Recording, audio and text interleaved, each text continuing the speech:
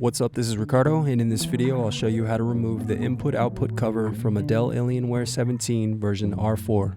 If you're looking for parts for this laptop, go to our website and use this coupon for a 5% off discount.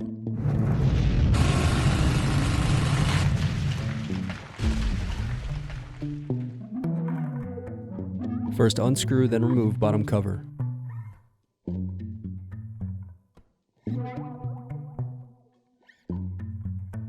First unscrew, then remove bottom cover.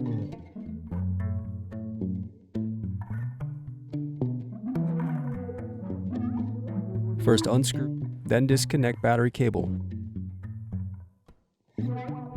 Now unscrew and remove input-output cover. Thanks for watching. Don't forget to like and subscribe if you enjoyed this video. And if you need more, check out this playlist to watch other tutorials for your laptop.